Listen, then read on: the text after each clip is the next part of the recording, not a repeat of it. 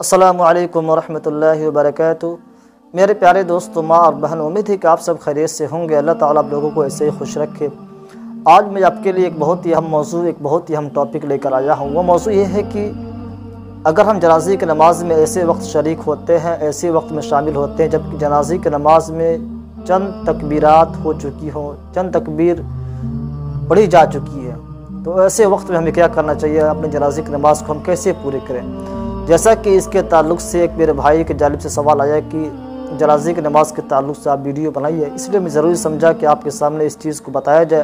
यकीनन ये चीज़ बहुत ही अहम है, बहुत ही ज़रूरी है, जिसको जानना हम सब के लिए ज़रूरी है। तो मेरा अज़ीज़ दोस्त, माँ और बहनों, जनाजे की नमाज़ सबसे पहले हमें मालूम होना चाहिए कि फ़र्ज़ किफ़ाया। किफ़ाया का मतलब ये हुआ कि अगर बस्ती से चंद लोग भी अदा कर लेंगे तो जनाजे की नमाज़ सबकी तरफ से अदा हो जाएगा। इसके बरखिलाफ़ जो पंजगाना नमाज है, 5 वक्त की नमाज, वो फ़र्ज़ आयन, यानी हर वो शख्स को फ़र्दन पढ़ना ज़रूरी है। हर शख्स को अपने ज़ाती एतबार से उस पर फ़र्ज़ होती है, लेकिन जनाजे की नमाज़ में ऐसा नहीं है। अगर चंद लोग भी अदा कर लेंगे तो सबकी तरफ से अदा हो जाएगा। तो मेरे अज़ीज़ दोस्तों, जनाजे की नमाज़ में कुछ तकबीर रह गई हैं। इसी वक्त में हम पहुँचे, ताखीर से पहुँचे, तो हमें क्या करना चाहिए? देखिए, जनाजे की नमाज़ में जो 4 तकबीरें हैं, ये फ़र्ज़ है। अगर हम 4 तकबीरें भी कह लेंगे तो हमारे जनाजे की नमाज़ हो जाएगी। जो ये दुआ है, जो सना और जो दुरूद शरीफ और उसके बाद जो दुआ मग़फ़िरत पढ़ी जाती है, ये सुन्नत है, इसको पढ़ना चाहिए, इसको हम याद करना चाहिए। लेकिन अगर आप 4 तकबीरें भी कह लेते हैं तो आपकी नमाज़ हो जाएगी। लेकिन बात करनी थी कि हम जनाजे की नमाज़ हो रही है, ऐसे वक्त में शामिल हुए कि मिसाल के तौर पे 1 तकबीर या 2 तकबीर या 3 तकबीर हो चुकी हों। अगर 4 तकबीर हो चुके हैं तो आपकी जनाजे की नमाज़ ही पूरी छूट गई।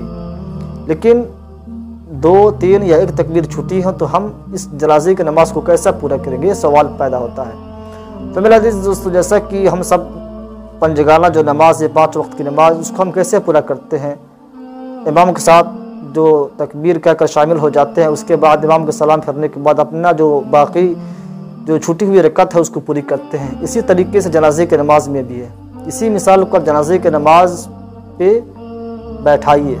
जनाजे की नमाज में आप ऐसे वक्त हाजिर हुए जबकि 2 या 3 या 1 तकबीर हो चुकी हो, तो आप आते ही फ़ौरन इमाम के साथ शामिल हो जाए तकबीर कह के।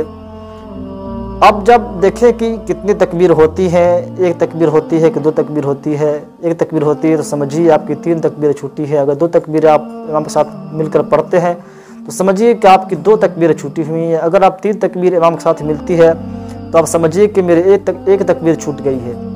तो जब इमाम सलाम फेरे, उसके बाद आप फ़ौरन इन तकबीरों को जल्दी कह लें, जल्दी पूरी कर लें और सलाम फेर दें, तो आपकी जनाजे की नमाज़ पूरी हो जाएगी। तो मेरा अज़ीज़ दोस्तों, ये मोटी मसाइल है जिनको हम सब के लिए जानना बहुत ही ज़रूरी है। रोज़मर्रा की ये मसाइल है, बहुत ही अहम है। तो मालूम ये हुआ कि जनाजे की नमाज़ हो रही है, ऐसे वक्त में हम ताखीर से पहुँचे, लेट में पहुँचे, तो इमाम के साथ फ़ौरन हम जमात में शामिल हो जाएं। और जब इमाम सलाम फेरे तो उस वक्त हम फ़ौरन जो तकबीरें छूटी हुई है उसको जल्दी कह कर और अपना सलाम फेर दें, हमारे जनाजे की नमाज़ मुकम्मल हो जाएगी, पूरी हो जाएगी।